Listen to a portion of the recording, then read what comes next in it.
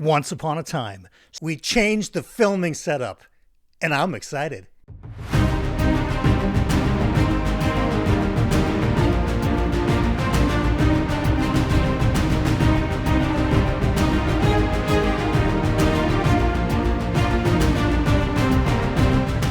Hey everybody, welcome back to BellTube. Like I said in the intro, we have changed the filming setup quite a bit, and I am really liking it a lot. I think we have a lot more depth between myself and the books. It makes for a more pleasant viewing angle. Yeah, even with me in it, it is maybe a little bit more pleasant. But leave me a comment. Let me know what you think about it compared to how it's been really for the last 6 months, last 50 videos. All right, so we're talking about the month of April. And let me tell you, it was set out to be kind of an ambitious month. I had 8 books on my TBR. 5 of them I was successful with. 3 of them turned out to be TBR fails. We're going to get into those in a minute. One thing I do want to share with you, though, is as we do on every end of every episode of BellTube, we do a One for the Road segment. And I'm particularly interested in what you think about today's One for the Road, because I think it's pretty powerful, and I believe some of you may benefit quite a bit from it. So make sure to stick around for the whole video to get to the One for the Road section today, because I think you might find some value there. Before we get into the books that I read, I want to send a special shout out to Thatcher for sending me Ship of Magic by Robin Hobb. Yes, I have read the book. The Realm of the Elderlings is one of my favorite series of all time, but I don't have it on physical, and he was able to check that out on my Amazon wish list. So thank you so much, Thatcher. Very, very cool of you. So let's get into the books that I read for the month. The first book I read was To Ride Hell's Chasm by Janny Wurts. And let me tell you something, folks. This is absolutely a ride. To Ride Hell's Chasm, I've heard about maybe for a couple of years. If you want a breakdown of all the great themes that are involved, I highly recommend an interview that Janny did a couple of years ago with Philip Chase and Joanna on Philip's channel, where they break down the theme work and some more specifics. What I wanted to share with you was really what I personally got out of the book and where I think the BellTube community may benefit. There are some strong themes here. We've got really 2 main characters, Taskin, who's the commander of the Royal Guard, and we have Mikhail, who is the captain of the garrison. The book really does start off as a mystery because the princess who's about to be wed is suddenly gone missing. And we don't know as readers quite yet if she's run off. We don't know if she's been abducted. We don't know if she's been murdered. We have no idea. So really the first part of this book, which takes place over the course of about 5 days or so, the first part's really a mystery. And the second part is very much of an adventure story.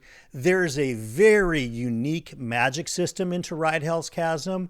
And I use the word magic system a little loosely because it sort of rides the edge of soft magic to hard magic, but it's a really nice balance. We understand that there's magic going on early on in the book, but we start to learn how it works kind of as we go. In other words, it's not a huge info dump of how the magic system works with a bunch of exposition before we feel like we know what's going on. No, Janny really does it in a way that is continuous with the story. She feeds us the information really as we need to understand it. I really appreciated the way that she did this because while I had been wondering how the magic system worked, I learned it as we went. I learned what I needed to know to keep the story moving along. Now, when we come to pacing of this book, I want to say that I believe this book is intentionally paced the way that it is. And, you know, to even further go into intention, I think each word in this book was intentionally placed where it is and why it is there. This book just screams intentional to me. There are parts of it that are a little bit slower paced. That's by design. There are parts of it that are completely wild and harrowing, again by design. So if I can think of one word to really describe To Ride Hell's Chasm, it's intentional. The author knew exactly what she was doing when she wrote this. I think you're really going to love this book. It was such a great start for the month of April. To Ride Hell's Chasm was the first book that I read. Apologies, by the way, if my voice is cracking through this. I have no idea what's going on here. It was snowing the last week of April, and now it is pouring rain. I don't know. The second book I read this month was The Blacktongued Thief by Christopher Buehlman. I did this on audio. Now, I'm very, very mixed on The Blacktongued Thief, not because of the quality of the book. I really did enjoy the book, with a giant caveat saying I enjoyed the book of what I could understand. And here's why. The narrator is himself the author, Christopher Buehlman, and he is an actor. And he does the entire narration with a very heavy, I don't know if it's an Irish brogue or a Scottish brogue, but it's a heavy brogue any way that you look at it. And I found it to be a little bit difficult to understand. As a matter of fact, I didn't even know the main character's name was Kinch until about chapter 30. And I'm not joking. I thought he was using it as kind of a slang word. It just finally occurred to me that around chapter 30, that was our main character's name. Now, that's not a slight on the book, because the book itself, I really, really liked. It was just a choice the actor made. The actor is from Florida. He's an American. He's not coming at this with his original voice. It was an intentional decision that he made, and sadly not one that resonated with me. I know there's tons of people that love the voice that Christopher Buehlman does on this book. If you're one of them, then even better. To me, it felt like a 12-hour trip to the Renaissance Festival. It wasn't what I was looking for. I might go back and reread the book because, like I said, there are parts of this book I flat out couldn't understand what he was talking about. I think if I sight read this, I'm going to like it even more. I want to say I gave this book a 4 stars. I don't know that it would ever move to a 5-star for me, but you know, I don't know. There was just something about that choice that kind of turned me off a little bit, and I don't want to be turned off. I really want this book to be a winner for me. I do plan to reread this book. I'm just not sure when we're going to get to it. The third book that I read in the month of April, we were back in the world of the Sun Eater with Kingdoms of Death. This is book 4 by Christopher Ruocchio, like I said, in the Sun Eater series. This was a powerful book, much like Demon in White, much like Howling Dark. It's epic space opera. There are some time skips, but not quite as many, I don't think, as were in Demon in White. But this is a punishing book in terms of how our main character gets through it. And I had some people tell me, oh my God, Brian, you're reading Kingdoms of Death. Yeah, get ready for, the feels. It's not a very pleasant book. And while I do agree with that to some degree, I think it was necessary for the character of Hadrian Marlowe to go through what he went through in Kingdoms of Death. There is a huge section at the beginning of the book that honestly, if I'm being totally straight with you guys, I feel like part of it was a bit derivative of A Culture in the Book of the New Sun by Gene Wolfe. I'm not going to get into it that much. It's not a spoiler. I just felt it to be very oddly similar. I know the author, Christopher Ruocchio, has talked about Gene Wolfe's work being very instrumental in his development as an author. It really came through here in the first part of this book. Maybe a little bit too much, but either way, I still did enjoy the book a lot. It is a contender for Book of the Month, no doubt. Kingdoms of Death, fantastic. I'm getting into Ashes of Man next week. If you want, you can check out all the May books coming up. I did a video last week for the May TBR. I'll throw a card up here at the end of the video today. You can click right through it and find out what I'm going to be reading in May. But yeah, Kingdoms of Death was really good. It was really tough. I am interested to see where the story goes because we don't have that much time left for our buddy Hadrian. We've only got about 3 books, so let's see where it goes. Now, the fourth book that I read in the month of April is Tower of Silence by Larry Correia. This is book 4 in the Saga of the Forgotten Warrior series, and let me tell you, this book is just a lot of fun. Larry Correia knows how to write action fantasy / thriller fantasy. It's really fast-paced. The only problem that I had with this entire book was that, again, I did it on Audible. Now, you guys know for the most part, I do, if you've been a watcher of this channel, I tend to do mostly lit RPG by audio, and I sight read most of the fantasy and science fiction that I talk about on the channel. This month went really different. I decided to give Tim Gerard Reynolds a shot because I'd not listened to him before as a narrator, and I had heard from some people that he does the Saga of the Forgotten Warrior really, really well. I went to the audio version of this book. Now, I do agree that Tim Gerard Reynolds narrates with a fantastic voice, and I loved the side characters that he did. I like his actual, omnipresent narrator voice, the descriptive voice. But what I didn't love so much was the voice of Ashok Vidal, our main character, and that's a little problematic for me, right? Because if I don't like how you're voicing the main character, chances are it's going to impact my enjoyment of the book. Do I recommend Saga of the Forgotten Warrior as a series? 1000% yes. It's one of those series that isn't talked about all that much on BookTube, but it is really good. Take it from me. I've read probably 1,000+ fantasy and sci-fi books. This is worth your time. Tower of Silence is the 4th book that I read in the month. Really glad that I did it, but I will be going back to sight reading for the 5th installment, which I believe comes out this fall. Now, the 5th book that I read this month, I just finished up late last night, and that is The Black Crown by author John A. Douglas, another member of the BellTube community and just a fantastic guy. This is a really good book, you guys. There are some parts that I had a couple of little tidbit issues with. Nothing major. It's an adventure story. We follow our main character, Ragoth, sometimes called Rags, as he picks up a party of adventurers, and it really kind of reads like a D&D game to some degree. But if you like that type of an adventure, I really think you're going to find something to love about The Black Crown. It went on a little longer than I had hoped for, but that's okay. All the story beats kind of made sense. There's a core group of main characters that I think John Douglas really wanted to explore all in the first book to get us to probably where we're going to go in book 2.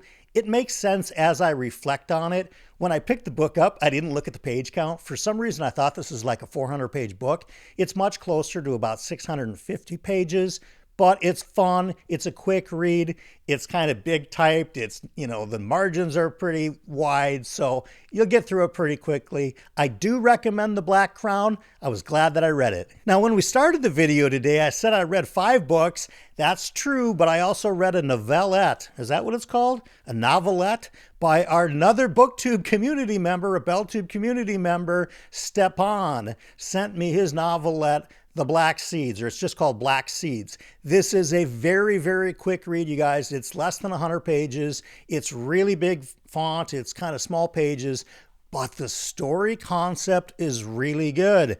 I didn't know what I was getting into. Stjepan has been such a good supporter of the channel that I didn't want to leave him hanging when he sent me this book. So I read it, and you'll read it in one sitting for sure. And I have to tell you, I'm very impressed with some of the ideas that he put forth into this book. It's so quick that the story's almost over before it began, but this is one of those examples of sometimes an idea is so strong that it'll stay with you after you're done with the book. That's what's happened here with me. There's a pretty strong theme in this book, and it's not really revealed till about halfway through. But Stjepan, nice work, my friend. This is a good novelette. It's novelette or novelette. You guys will tell me in the comments which one it is. Black Seeds. Really enjoyed it. I think you can find it on Amazon. Those are the books that I read. Let's talk about the TBR Fails. I'm sorry, you guys. So one of the books that I meant to get to is Mystic River by Dennis Lehane. Here's what happened there. So I finished Kingdoms of Death, and I'm a little kind of worn out through some of the torments that Hadrian has gone through in that book. And I look at the comments and everybody's saying, Brian, wow, you're reading Mystic River? Well, get ready to be in your feels. And honestly, I just couldn't do it. I was like, you know what? I've already kind of gone through the ringer, so to speak, with Hadrian and Kingdoms of Death. I need something a little bit lighter. That's why I went to the Black Crown right away. And like I said, the Black Crown was a little bit longer than I'd thought. So Mystic River, I'm not sure when I'm going to get to it. I'll probably make it a summer read. I'm not going to hit it right in May because I've got another TBR all lined up like we talked about. But fear not, Dennis Lehane mystery fans, I will get to it. The other two books that I didn't get to are both litrpg. Sorry to my litrpg fans. Yeah, He Who Fights with Monsters number 10 and Primal Hunter are both going to be on the TBR in May. Somehow, some way, I'm going to get through at least one of them. The other one will get through in June if I can't do it in May. But those were epic TBR fails. I apologize. So we're going to award one of those books the Book of the Month. It's kind of strange. I don't really feel qualified to say anything is the Book of the Month. But I'll give you my preference for Book of the Month here in a moment. If you have not already liked this video, please consider hitting that like button. That's the thumbs up one. And if you're new to the channel, or maybe you've been here a few times and you haven't yet subscribed, please consider subscribing. It does help our channel grow. It helps new people find us. And I think you're going to like some of the content that I've got coming up. Hit that subscribe button and join the BellTube community. Okay, before we get into the Book of the Month, let's talk about some videos that we did in the month of April. We had 3 episodes of our For Whom the Bell Tolls live stream. Now, you guys who watch us live are incredible. You participate so much in the chat. It makes it a lot of fun. And one of the things that I really like most about it is when I go back and watch it later, I see that the chat gets into their own conversations regardless of what I happen to be talking about. So it kind of becomes like an online chat community. So you'll tune in a little bit to whatever I'm saying with the guests, and then you're talking amongst yourselves. That's exactly what I was hoping for with this interview series. So thank you for doing that. I want to thank the guests that I had in the month of April. We started off with Kindles and Kicks. That's Darko. Then we went into Andrew from Andrew's Wizardly Reads. And of course, we had Joe Byrne, author of the Hybrid Helix series, Wistful Ascending being book 1. All 3 of you guys were fantastic guests.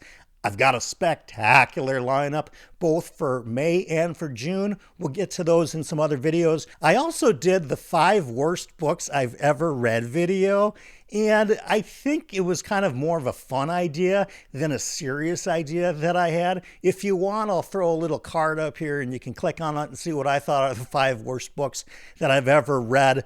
The number 1 was by far and away a clear winner. And the funniest part is that a lot of people think it's a top 10 book of all time. I happen to can't stand it. You can see it if you check it out. Another video that I did in the month of April was the 5 best books that I read in the quarter. There were a lot of great books to choose from. It was a little challenging to narrow it down to 5, but I was happy with the result. The video is available in the catalog if you want to check it out. And the last video that I did really in the month of April, other than to make the May TBR, was kind of a reflection video after having done 50 videos. I wanted to take a step back and talk about BookTube in general and really what my experience has been. So I did a video called, reflecting on the first 50 videos, the highs and the lows of being a booktuber. And if you've ever thought about doing BookTube, I think you might find a nugget or two of, advice in there. I don't proclaim to have a lot of wisdom because I am still new at it. It's really mostly just a thoughts video on this is what I think of, doing BookTube for the first 6 months or so and the first 50 videos, the kinds of things that I like about it, the kinds of things that have been a little bit more challenging than I thought that they might be, and some things that just came out of nowhere that I was never expecting. So that video is also in the catalog like we talked about. Okay, it's time for the Book of the Month, and it really came down to 2 books. One of them being To Ride Hell's Chasm by Janny Wurts, the other one being Kingdoms of Death by Christopher Ruocchio. And I have to tell you, as much as I do enjoy Sun Eater, wow, and it's funny because Demon in White came in 2nd place the month prior to Men at Arms. Apologies to Christopher Ruocchio. He's taking the runner-up spot again. The easy selection for Book of the Month for me was To Ride Hell's Chasm by Janny Wurts. Not even close, you guys. I've not read a book like it. It's just an incredible piece of literature. It is harrowing. It makes you think. It makes you feel. You will be left with deep themes that will resonate regardless of what your current walk of life is. There's something in this book for everyone. There's adventure. There's mystery. There's magic. There is expertise. Now, when I say that, what I mean is that Janny Wurts writes in this book about some things that she knows intimately well, particularly equestrian interests. There are horses in this book, and of course there's going to be horses. It's called To Ride Hell's Chasm. And let me tell you, it is a harrowing ride. It is a wild ride. I cannot recommend this book enough, especially if, her big series, The Wars of Light and Shadow, seems a little bit daunting to get started with. Here you go. Here's your answer. It's a standalone adventure. You will read it at a decent pace. It's not the fastest read in the world because it's not intended to be the fastest read in the world. She speeds it up when she wants you to feel exhilarated. She slows you down when she really wants you to stop and think about what she's writing. It's pure literary magic, an easy win of Book of the Month. I can't imagine how this would fall out of my top 10 for the year. It's probably a contender for Book of the Year. We'll see what we get to by the end of the year. Janny Wurts, Book of the Month, To Ride Hell's Chasm, an easy selection. And that's going to get us into the one for the road today about expertise. And this really came to me after watching some Janny Wurts interviews, after reading this book, after getting ready to read Wars of Light and Shadow, probably sometime in early 2025 after I finish Malazan. There are many strengths that all of us have. But I think that sometimes we might forget what our best one is. So I don't know if you guys are into meditation or if you're into calm reflection, whatever you want to call it. Here's my challenge for you today. And I think it's a good one, and I think it can be a powerful one. Try to set aside about 5 minutes today if you can. And if you meditate, do that. If you're not, really into meditation, maybe kind of let your eyes unfocus a little bit and stare off into the distance or at a blank wall or out into nature. Take some deep, calming breaths and ask yourself a question. And that question is, what is my biggest strength? What is my biggest strength? You have a lot of them. You have many strengths. But what is your biggest? And if it's tied for something else, then what is it tied with? And really kind of live in that for a minute, because I do believe there's a certain magic within all of us. We read fantasy and we read science fiction about the powerful and the wonderful and the fantastical. Yet I believe there's a piece of that in all of us, or we wouldn't have these grandiose ideas in the first place. So what is your best strength? Once you've identified what that is, here's really the next step. How can I use that strength to benefit myself and to benefit other people in the world around me? What is it? Is it communication? Is it being a good listener? I don't know what it is for you, but you have one.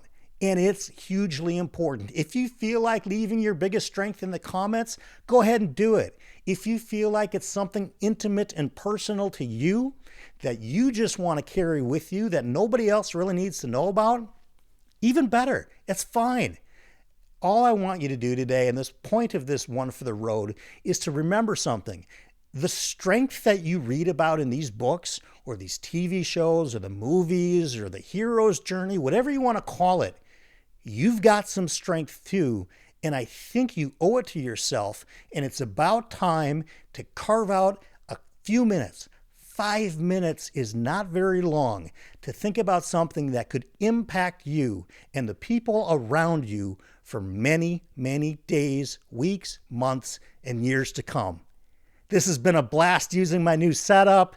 I can't wait to get into the month of May with you guys. I want to thank all the BellTube community members. Like I said, if you haven't yet subscribed to the channel, if you'd consider doing it, it would be greatly appreciated. And as I send you out of here on every episode of BellTube, here's your fortune.